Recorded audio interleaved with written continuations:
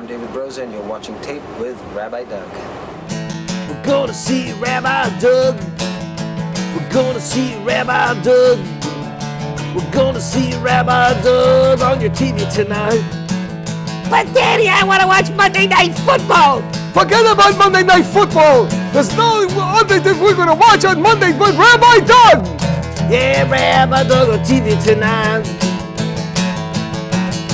We're gonna see Rabbi Doug. Oh, everybody talk about that. Shalom and welcome to Taped with Rabbi Doug. We are here for part 3 in Washington, D.C. at the AIPAC 14 conference.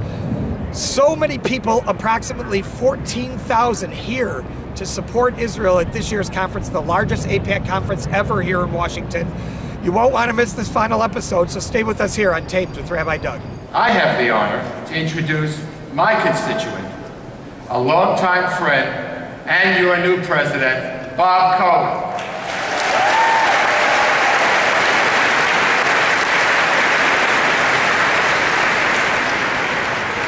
We share a love for the Bronx and Westchester, a common affection for a particular kosher deli in Riverdale, and a commitment to the goals and values that everyone in this room holds dear.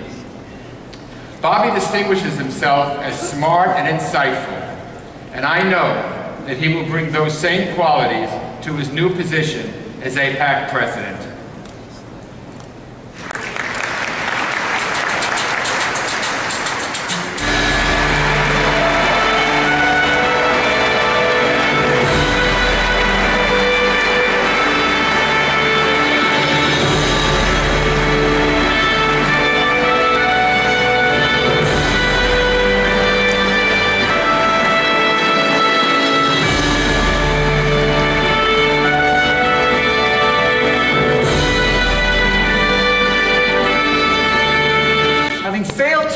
Israel on the battlefield, Israel's enemies are turning to the courtrooms, classrooms, and boardrooms to try to isolate and discriminate against Israel, to treat it differently than any other democracy, through boycotts, divestment, and sanctions.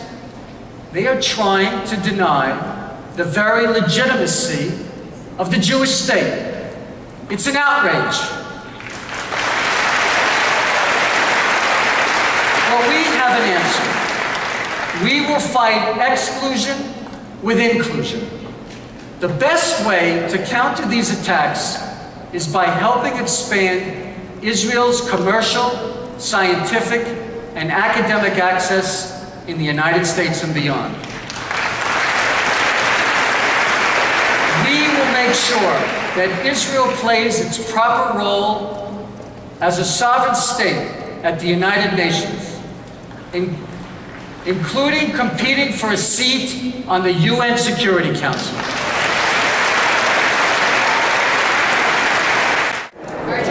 Shalom and welcome to Taped with Rabbi Doug. We are here at the Washington Convention Center at AIPAC Conference 14, and I am here with Roey Gilad, the Consul General for the Midwest, here in Washington, D.C., not in Chicago, and so good to see you again. Rabbi, it's an honor to meet you. It's an honor to see you. Recorded. Now, he's been on our show a couple of times before, and never in Washington, D.C. Tell me, first of all, did you come to AIPAC because you wanted to come to AIPAC, or because all the Consul Generals from the United States are here? No, you'll be taken by surprise. We are only 3 Consul Generals out of the 9. And yeah, I made an effort to be here. And I'm not sorry for that. I think this is really a powerhouse to support Israel in an hour which is not an easy for us. That's very true. Did you get a chance to hear Senator Kerry as he spoke at the AIPAC conference? I would say Secretary of State. Secretary of State. And would you say that what he said is something that is a universal comfort belief for everyone? Or do you think there are people who are still questioning that the president and he are on the same wavelength as all of us? Well, there's no doubt people are still questioning it. But if you ask me, not the rest of the people, I think the Secretary spoke from the bottom of his heart. I think he cares for the state of Israel. I think he really believes when he says that if indeed we achieve peace, this is not for the sake of the Palestinians, this is not for the sake of America, this is for the sake of Israel. For I agree with him that only a two-nation-state solution can guarantee our future as a state which is both democratic and Jewish. In that sense, it has to be clear also that such a solution has to guarantee our security, and I really think he cares for us. I agree with you 100%, and I thought that he was also speaking from his heart. So tell me what's happening in Chicago, the Midwest, with you and your position. Well, is anything up and new? Well, one thing I can tell you, in Chicago, for 2 inches of snow, we don't call it a shutdown. No, we don't shut down. No. Washington shut down today for 2 inches of snow. And I must tell you, I'm very proud. By now I'm a year and a half in Chicago, and I became tough enough. I think the Israeli consulate in Chicago was the only Israeli consulate all over America. We have 9 consulates and 1 embassy. So this is the only office among the 10 that didn't close even for 1 day. So we were open except Shabbat and Sunday. We have been open 24/7, snow, rain, we are there. Or way below zero. Oh, much below, especially if you come from Israel. You know, Israel nowadays is quite hot. But the office is there, and we are supported by a great community. Yes, we are. Not only Jewish people, I must say, also here, what was so remarkable, see how many African American people came from Chicago, from Detroit, and we know many of those people. Pastor Chris Harris, Didi Coleman, another pastor came from Detroit. You know what? The Midwest at the end of the day is a powerhouse not only for Jewish support, also African American support, Latino support. I think Israel is really a common denominator in the Midwest. And we in the Midwest are very lucky to have Roey Gilad with us. And it is such a pleasure to have you. I wish you much hatzlacha, continued hatzlacha in your position. Stay with us here for part 2 at AIPAC 14, right here on Tape with Rabbi Doug. Roey Gilad. Thank you very much, Rabbi. Thank you. Ladies and gentlemen, please welcome Congressman Ed Royce and AIPAC National Board Member Mort Fridman.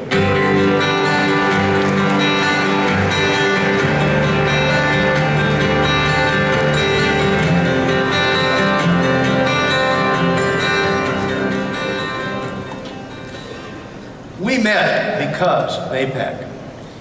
A pro-Israel activist from New Jersey. And a member of Congress from California.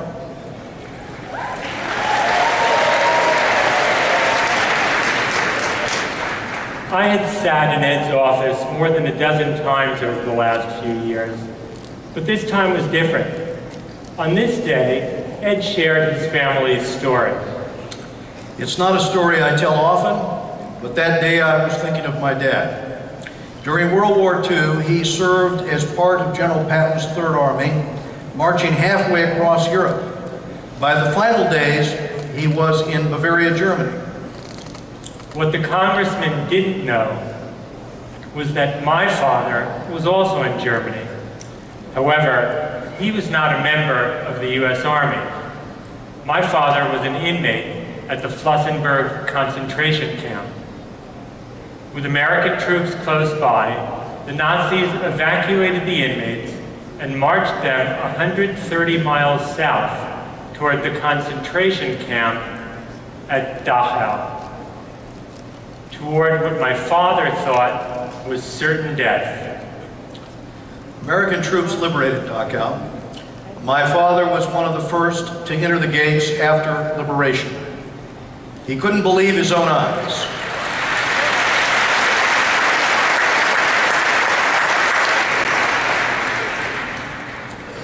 You'd think it unlikely that a pro-Israel activist from New Jersey and a congressman from California would be so deeply connected by an event even older than the two of us. My dad's story inspires the decisions that I make every day, and it has helped me to understand something very important. Had there been in Israel at the time, Jews would have not had to wait for someone else to come save them.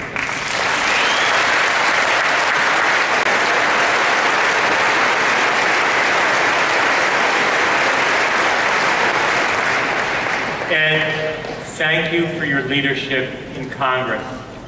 And thank you to your father for his patriotism and service to our nation. Because of him, we are both standing here today. Thank you.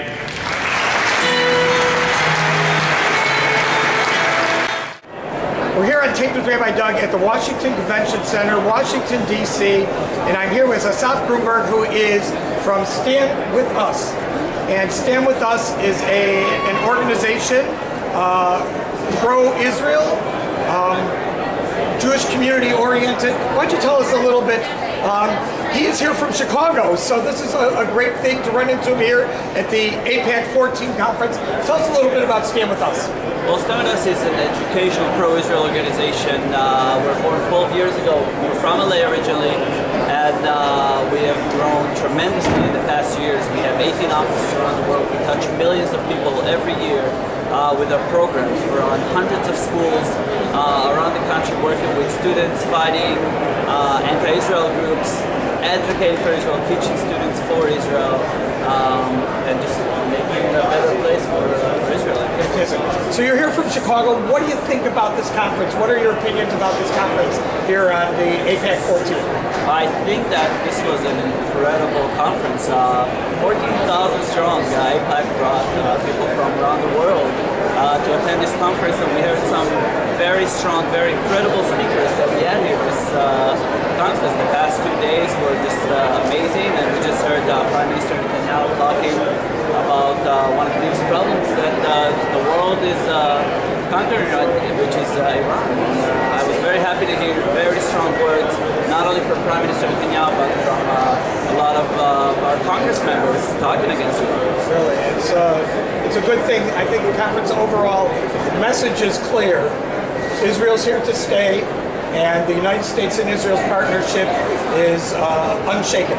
I agree. I completely agree. I think that one of the biggest things that we heard here today is that this bond is unbreakable, and the United States will stand behind Israel and will strengthen Israel, especially when it comes to Iran. It was an important statement to make, to be behind Capitol Hill, telling them we're supporting Israel, we expect you to support Israel as well. It was an incredible message. Well, the closing part of this conference is everybody going to Capitol Hill to lobby their congressmen and lobby their senators, and that's next. And I want to thank you, Asaf, so much. My friend Asaf Grumberg here on Taped with Rabbi Doug at AIPAC 14 in Washington, D.C. Stay with us. Senior Senator from Arizona, Senator John McCain.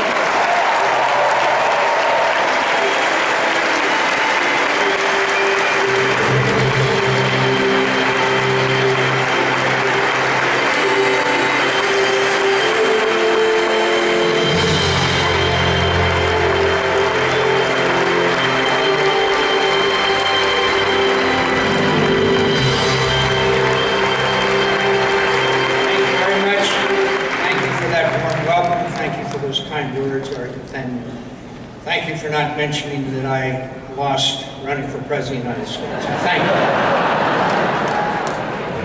After I lost, I slept like a baby. Sleep 2 hours, wake up and cry. Sleep 2 hours. Very happy to be with you. I mentioned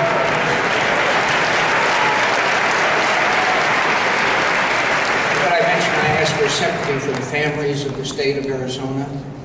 Barry Goldwater from Arizona ran for President of the United States. Morris Udall from Arizona ran for President of the United States. Bruce Babbitt from Arizona ran. I from Arizona ran.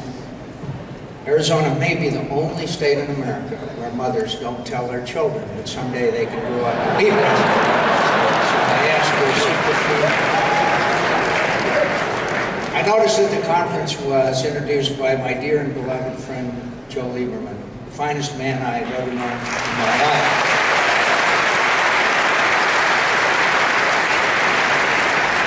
Joe and I traveled together extensively for many, many years, literally every corner of the world. Just prior to Joe's leaving the Senate, there was a big, wonderful dinner at the Israeli embassy for Joe, and all the important people in Washington were there. And there was speaker after speaker after speaker extolling the virtues and record and wonderment and beauty of Joe Lieberman, and all was true, and I was the last speaker. So I said, look, I'm not going to tell you about Joe Lieberman, you've already heard, but I have an announcement to make. I have spent all these years with Joe Lieberman, eating salmon, riding the Shabbat elevator, not being able to ride in a car on Saturday. I've had to go through all this all these years, and I've got none of the benefits, so I'm announcing my conversion to Judaism.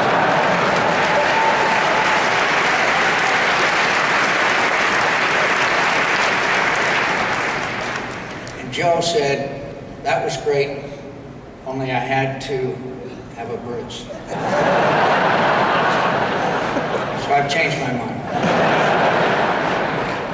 I thank all of you for being here, trying to do the Lord's work in the city of Satan, and the snow may have shut down the government, but obviously it can't shut down AIPAC.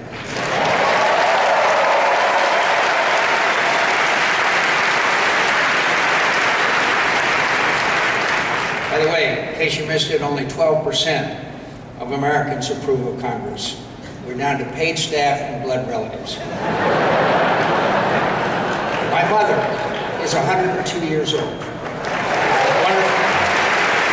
She called me the other day. We're now down to paid staff. So,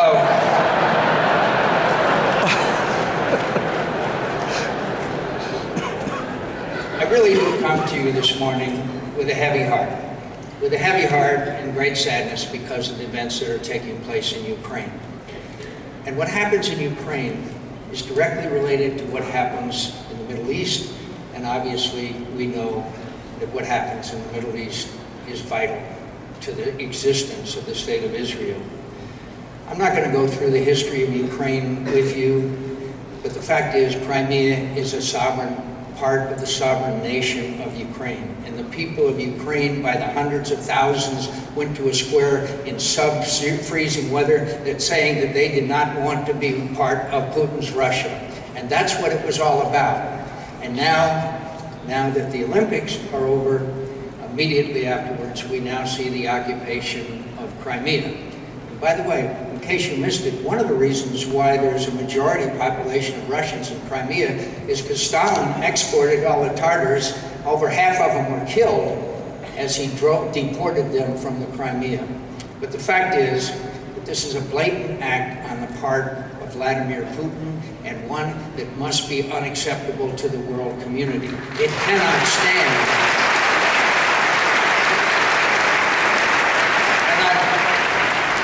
I have to be very honest with you, there is not a military option that could be exercised now, but the most powerful and biggest and strongest nation in the world should have plenty of options. And those options are many, ranging from identifying these kleptocrats, these corruption people, and the people that ordered this, and the Magnitsky Act. Thank God for the Magnitsky Act. We could expand it and identify those people, and it would be their last trip to Las Vegas. So we can enact economic sanctions. We can, there's a broad array of options that we have. Why do we care? Because this is the ultimate result of a feckless foreign policy where nobody believes in America's strength anymore. In 2009, many of you may remember, as we saw on YouTube, we saw a young woman named Netta bleed to death in the street in Tehran when the people of Iran rose up and said, Obama, are you with us, or are you with us, or are you with them? And you know what? The President of the United States didn't say a word. The President of the United States believes that the Cold War is over. That's fine, it is over, but Putin doesn't believe it's over. He doesn't believe that this is a zero-sum game. Look at Moldova. Look at the occupation of Georgia. Look at the pressure on the Baltic nations. Look at what they're doing in assisting Bashar Assad slaughter tens of thousands of innocent people in cities and towns and countryside all over Syria. It is an outrage. And these people, and Vladimir Putin, while he is cooperating with us in the removal of chemical weapons, plane load after plane load of regular weapons, of artillery, of rockets, of tanks, are landing at the airport in Damascus, slaughtering innocent people. And I will tell you, it's hard for a mother to differentiate whether their child has been killed by a chemical weapon or one of these horrible barrel bombs that are basically cluster bombs that are being dropped on innocent civilians all over Syria. And we have sat by and watched it happen. And if Bashar Assad prevails, it will directly endanger the security of the state of Israel, and this is now turned into a regional conflict. Lebanon is destabilized. What do you think those Hezbollah, 5,000 Hezbollah fighters are going to be like when they return from the fighting in Syria to southern Lebanon?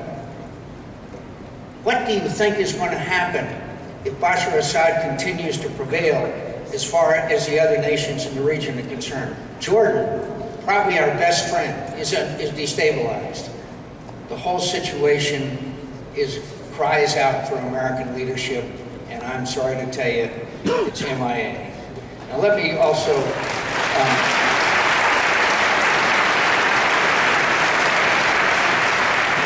by the way, a couple of my favorites, tell Vladimir that I'll be more flexible when I'm reelected. Tell Vladimir I'll be more flexible when I'm reelected. I want to talk about Iran a minute with you, because there is a significant difference of opinion, even here amongst our dear friends, as to whether sanctions should be passed by the Congress of the United States if the talks fail. And my argument to you is, do you believe that in light of recent events of the last 5 years that the Iranian mullahs think we're serious? I don't think so. I don't think so.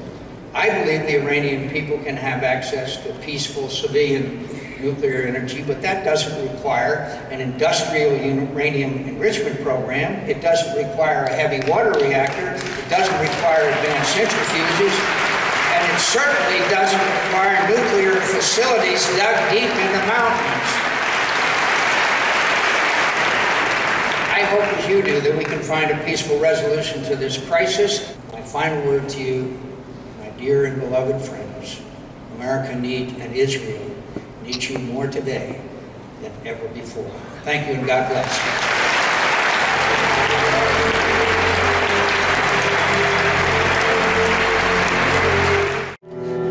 The Children's Chorus of Washington. Good.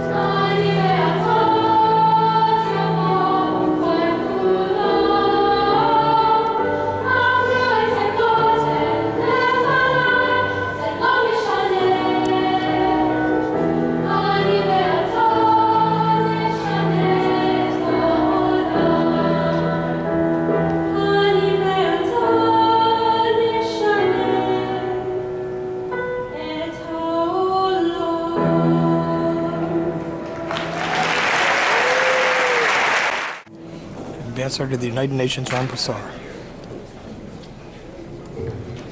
תודה רבה. Where's Adam and Gila? Adam and Gila, yes, and all the founders. I mean, you guys are the third singer to Simon and Garfunkel, Bridge Over Troubled Water. Because the whole idea of the IAC is basically a bridge. And I saw some amazing programs, like the Sifriyat Pijama, I saw, and Tzad Shmone, which basically is the reason that each and every one of you in this room is here. I want to end by telling you everything, something that you know. And it's important to me to tell you that I walk the corridors of the United Nations, the family of nations, sometimes a dysfunctional family of nations, every day, tall and proud, knowing who I represent and what I represent.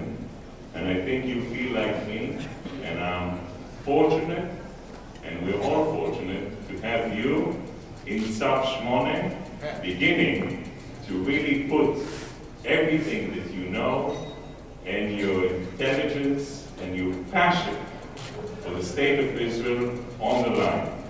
Toda rabah, and have a wonderful evening. That's it here in Washington, D.C. for AIPAC 14. I want to thank you for being with us. I want to thank John Kerry. I want to thank Benjamin Netanyahu, the Prime Minister of Israel, and I want to thank all of you. Remember, you can check out our website, www.tvrabbi.com, where you can also see former shows on the web, even former AIPAC conferences here in Washington. And if you want to email us, the email address is info@tvrabbi.com. Once again, that's it from Washington, D.C., but we'll be back next week. So don't miss it right here on Taped with Rabbi Doug. Shalom, everyone. This is for 1, 2, 3. Don't want to preach to the one tonight. Just want to tell my tale. When the sun will rise tomorrow, it'll shed light on some facts from hell. Clouds are floating in the sky, shift the mood so fast, like on the streets of Jerusalem, where the quiet's not meant to last. I'm gonna find you tonight. I'm gonna count from 1 to 3. I'm gonna feel the peace within me, with you right here next to me.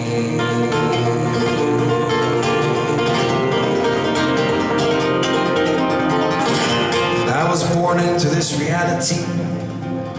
I was brought up with a war. It doesn't mean I must accept it. Don't wanna fight no more. Young people from all over stray away and cross the lines. It's a dialogue that we're seeking, and we're running out of time. I'm gonna find you tonight. I'm gonna count from 1 to 3. I'm gonna feel the peace within me, with you right here next to me.